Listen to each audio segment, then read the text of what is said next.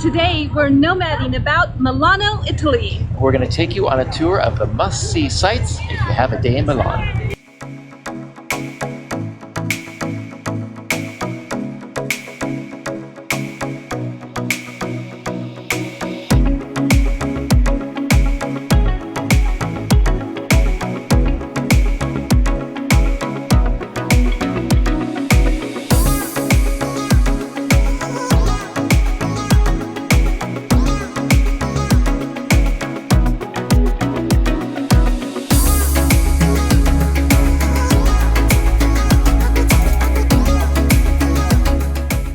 We are in the Galleria, Vittorio Emanuele II, and it's named after the first king of a unified Italy. This building was built in the 1860s during the time that Italy was becoming a unified country.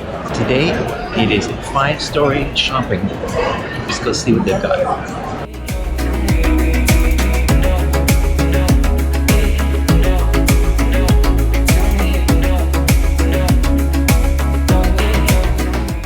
The building was designed by Giuseppe Mangione, and he designed it in the shape of a cross. Unfortunately, he died the day before it opened by tragically falling from the main arch.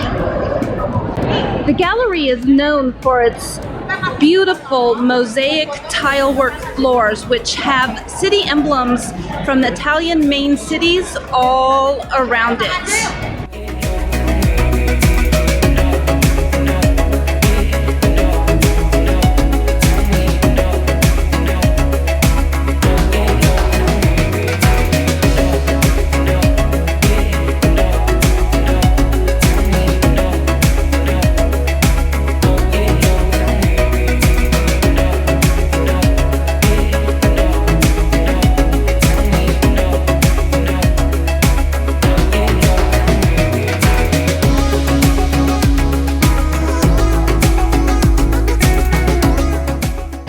We are standing in front of the Royal Palace, which was the seat of government for Italy for many centuries.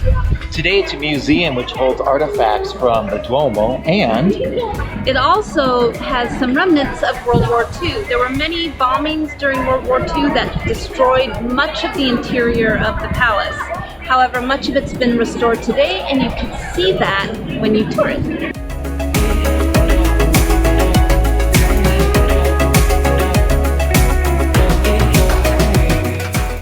Right behind us is San Gottardo Church, which was built in dedication to the Virgin Mary. Construction began back in 1330. It took a full 6 years to complete. This is the first public clock tower, and it was built during the 14th century when the mechanical clock had been invented and public clock towers were at their climax.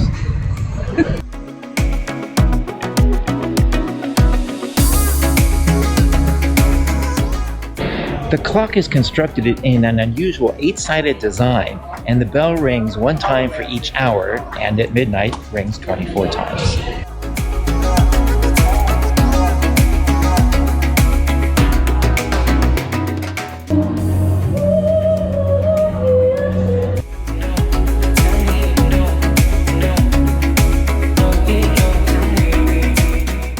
We are standing in front of the Church of Santa Maria Presso San Satiro. It was originally built in the 800s, but then it was renovated in the 1400s. We were just inside, and it is small but ornate, and it includes the shrine to Satyrus, who is the brother of Saint Ambrose. And if you want to take pictures, you can pay €1 to light up the altar and the shrine.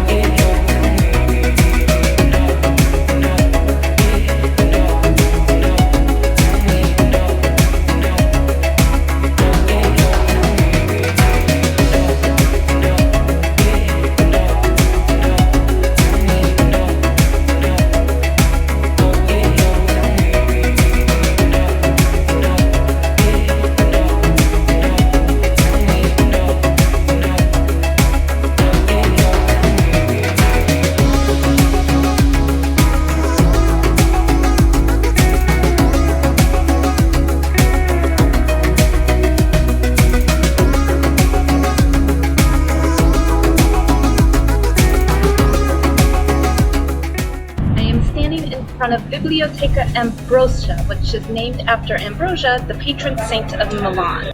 In the 1600s, they went around Europe collecting manuscripts from various religions and cultures to house inside the library.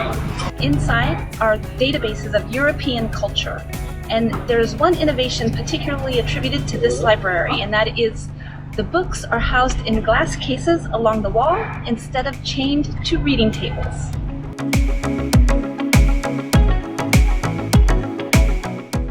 I'm standing in the Piazza San Sepolcro, adjacent to the Biblioteca de San Ambrosiana. This church was built in 1000 AD and then renovated in 1100 AD.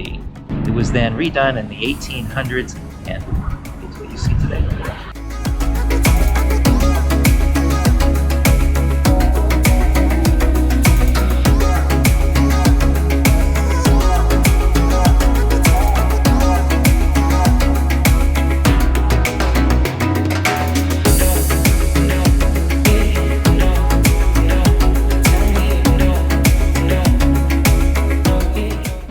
Standing in front of Palazzo Clerici in one of the oldest neighborhoods in Milan. It is the former family house to the Visconti family, which is one of the oldest families in Milan. And what makes this house interesting is it was built in the midst of urban tract housing in the city. It now houses the International Institute for Political Studies.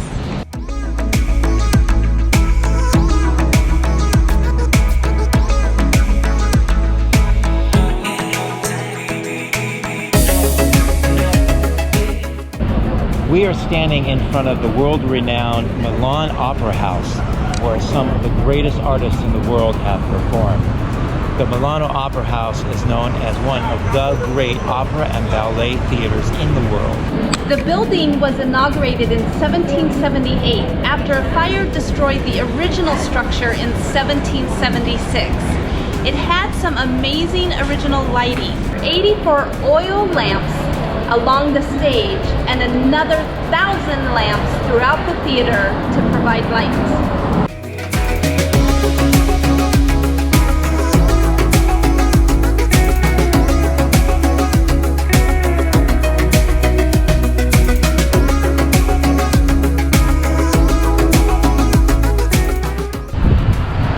The building Inaugurated.